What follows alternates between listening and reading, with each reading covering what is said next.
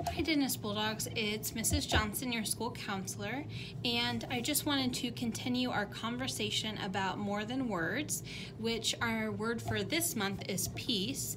And I'm going to move you for a second, but on my whiteboard there, I try to put a quote or question that has to do with the word of the month. And so the quote right now is, learning to ignore things is one of the greatest paths to inner peace. So learning to ignore things can be very hard, and not everything should be ignored. But there are some things that once you learn how to kind of cope with them and deal with them, things that you might find annoying or pet peeves, the more inner peace you'll have because you're not letting those things bother you anymore. So one thing I want to do is a quick activity, and if I'm able to, I'll link this. It's a worksheet below, but it's really just to remind you of the questions that it's asking. So I'll just kind of show it to you here. This is what the worksheet will look like. And it says the present moment. So one thing about peace is having peace within ourselves. And so that quote was talking about inner peace. There's lots of ways we can demonstrate peace in our lives, but inner peace starts with work that we do for ourselves. So this exercise is called In the Present Moment, and you may have heard the word mindfulness. It's kind of a buzzword, and you may see it around a lot right now, but basically it's just like being in tune with ourselves and just letting ourselves feel our feelings and being in the moment. And that's what this exercise is about. And the more that we're able to be in the moment, the more peace we're going to feel, because we're not worrying about the future or feeling shameful about the past or past mistakes. We're thinking about right now.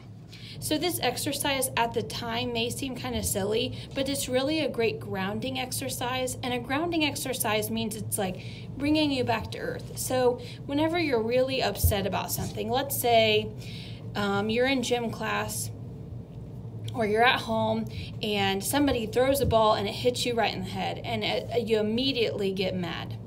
In that moment, you're not thinking about what's around you. You're not thinking about how you feel, what you're touching, and some of these questions we're going to talk about.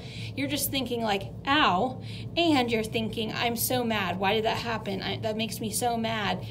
You're just thinking about that situation. So whenever things like that happen, this is a way to kind of ground you back to earth, if you will, and back to your feelings so that you can kind of assess the situation.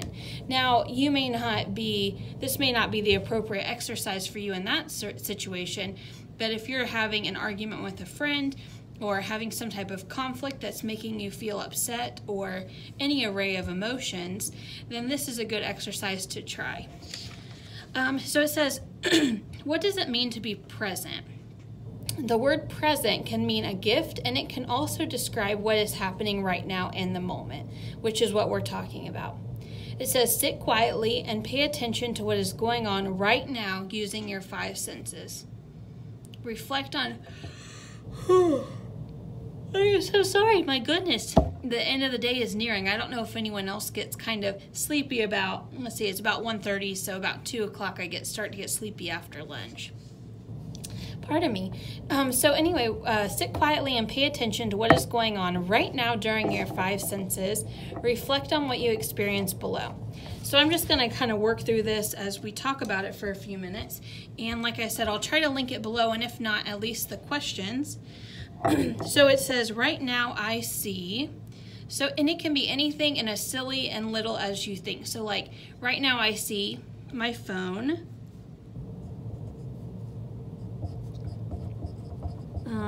My computer. And once you get used to doing this exercise, you would just think it in your head. You wouldn't have to write it down. I'm seeing string lights. If you've ever been in my office, you probably know what I'm talking about. I see pencils, juice, a face mask. So you get the point, okay? So you can just look around and think of all the things you can see. And the next one says, right now I can hear. So you might not really think about what you can hear, but right now I can hear the air conditioning, my pencil writing, which I think is a pretty soothing sound. Let's see if I can hear anything else. I can hear the clock ticking. And that's really it. I'm sure if I had my door open, I would probably be able to hear more things, but that's probably enough. The next one says, right now I am touching. So I'm touching like my own fingers. I'm touching the table to write and the pencil. And that's really it. Right now I smell my air freshener. And that's really it. If you were outside, there'd probably be a lot more smells, or in your kitchen, things like that. And then the last one says, right now I feel. So I think we can all agree, apparently with my yawning, I feel tired. I feel content. I feel calm. But you may not feel those things whenever you're, thinking about these. So it's just taking a moment to check in with yourself. So like I said, eventually you won't be using this. You'll just think to yourself like, there's another exercise where you actually have a number to the things. So you have to name 5 things you see, 4 things you hear, 3 things you smell, 2 things you're touching, and 1 thing you taste.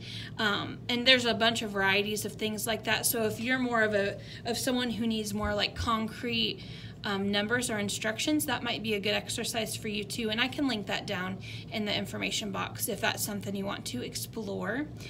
But I just thought that was a fun activity that I just wanted to share with you. Something that may seem kind of weird at first, but is a great way to just kind of check in with yourself and bring yourself back down and try to even out your emotions again. So I hope that was helpful, and I'll be back later this month with another video. But until then, I hope that you are enjoying the nice weather and sunshine, and I will see you later.